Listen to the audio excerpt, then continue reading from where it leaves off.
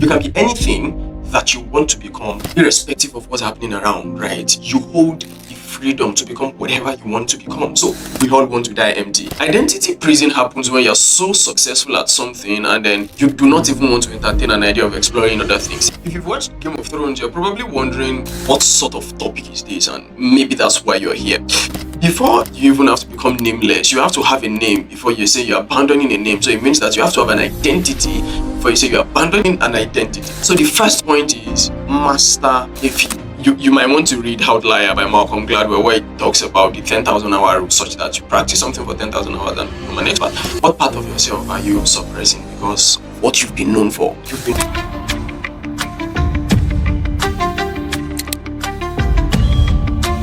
If you've watched Game of Thrones, you're probably wondering what sort of topic is this, and maybe that's why you're here. But I'm not here to even narrate Game of Thrones to you. I'm here for us to discuss something deeply philosophical, and it could actually be some kind of solution to the problem that I've seen around. When people watch series, especially a long series like Game of Thrones and all those kinds of movies, they come out with who is their best character, who do they love most, and all of that. And for many people, it's actually Arya Stark. For some, it's Sansa. For some, it's Tyrion Lannister. But for me, it's actually a guy that didn't even feature so much. His name is called Jaqen Hagar. And it was from him that sentence, "A man has no name," actually originated from. I loved the sentence, and then I decided to do quite a little research on it just to understand the background behind it. But while doing the research, I came to find out that this could actually be a solution to some of the problems we face around today. And the problem goes like this, right? You're known as a marketer, and then you're widely acclaimed, so you're an expert, and so you already face that path, and you're not going to be doing anything again just because you're wondering what happens when I just veer off my path.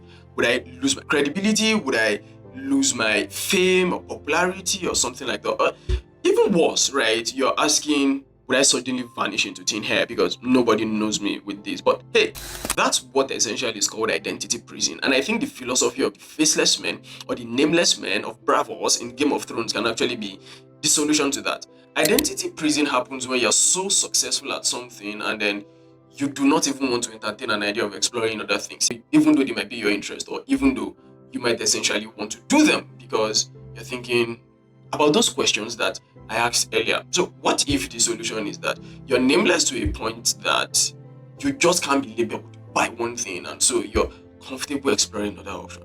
This video will just be teaching me and teaching you about how that maybe exploration is not so bad, and then it could just be a way to eventually live very fulfilled life. And as we'll be going to the points, I just need to reiterate that I do not support assassination, right? Because that's some of the things that the faceless men of Bravos were known for. We do not support violence, we do not support assassination. The idea behind this is that if you're not limited to one thing, you might just be capable of a number of infinite things that you never knew when you're about to explore. If you do not explore, you never know. If you explore, you might just discover a wonderful part of yourself that you never knew existed.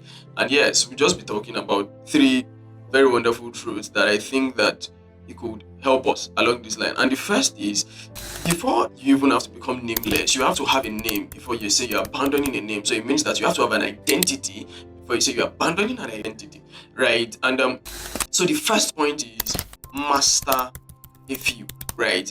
And that is essentially saying that you need to have an identity. What does having an identity mean? Essentially, when you're working on having an identity, the question that should come to your mind is, when my name is essentially mentioned, what do I want to pop up in the hearts of people? So, for example, you mention my name, I want, hey, data scientist, special engineer to pop up people's mind. You want your name is mentioned, you want, hey, marketing genius to pop up people's mind. You want, hey, researcher to pop out people's mind. That's the first question. And then when you realize that you want to throw yourself at it, everything you've got at it, you might want to read Outlier by Malcolm Gladwell, where it talks about the 10,000 hour rule, such that you practice something for 10,000 hours and you become an expert. So now, when you throw yourself at something, you become an expert, and that gives you incredible leverage, right? Some of the leverages it gives you is actually that people essentially give you the benefit of doubt, right? Something around is successful here, then you should be able to be successful in other places, right? The second thing is actually that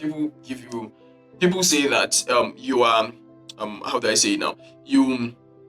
people give you the permission to fail, right? Because the way success has been presented to us, right, is actually about people who fail and decided not to give up. So people give you that. And then the third thing is actually that if you're an expert at something, you incredibly hold the card to direct resources to you, because one of the things you do, one of the things experts do is that when they offer their services, it's in exchange of something. You give value, it's in exchange of something. It could be in exchange for money, it could be in exchange for resources, it could be in exchange for all kinds of things, right? So, and then you have the opportunity to even build your price and say that, hey, this is what I worth, and then people would eventually give in to you. So you have those incredible leverage. And then the next thing, which is the second point, before I mention the second point, I just want you to take some seconds, right, to just subscribe and then you like this video. The second point is actually strategic expansion. So now you already have something that is very, very established, and then what you want to do is you want to strategically expand. Now, the way you want to strategically expand is, okay, I do data science. What else can I do? Okay, can I write about it?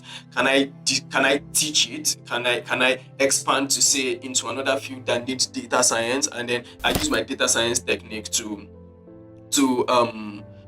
beef up that particular space. I use it to understand that particular space. I call it credibility transfer, right? You're transferring what you've honed a particular skill in, and you're transferring it to where you want to explore, right? For example, I love football, I do data science. So is there a way for me to marry football and data science together? And that's how you start exploring. Now, you just don't want to jump into it, right?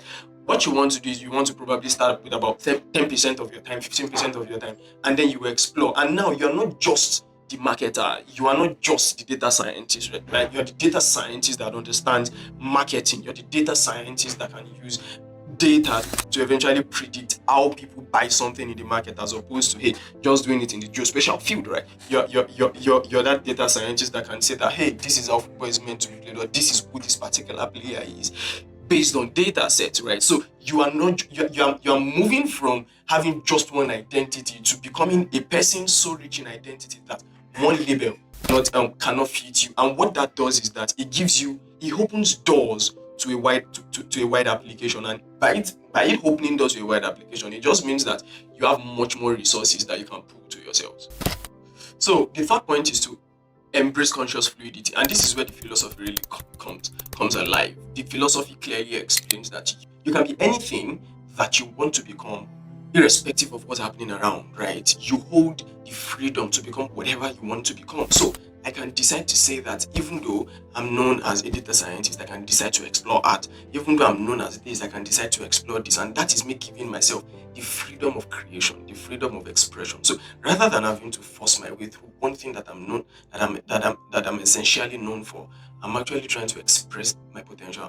I'm expressing what I'm made up of.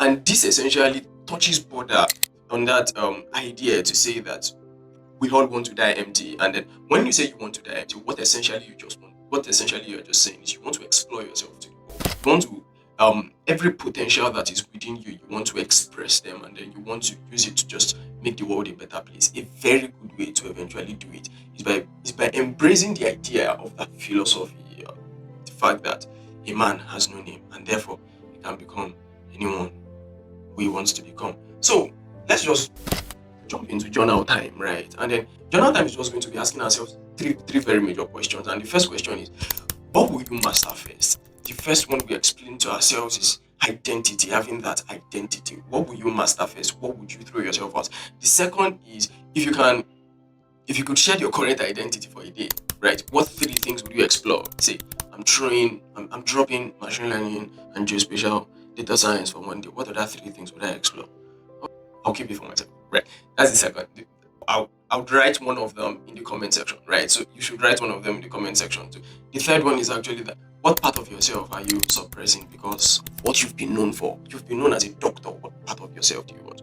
So I think, yeah, we can merge question 2 and 3, thinking about it now, right? Yeah. So the first question, what do you want to master? The second question, what are your interests? If you drop what you're currently known for now, what are the other 3 things that you're going to explain? We agreed that we're going to be mentioning that. So till I come your way again, I just want you to know that it's very, very possible to express every aspect of your life to the world.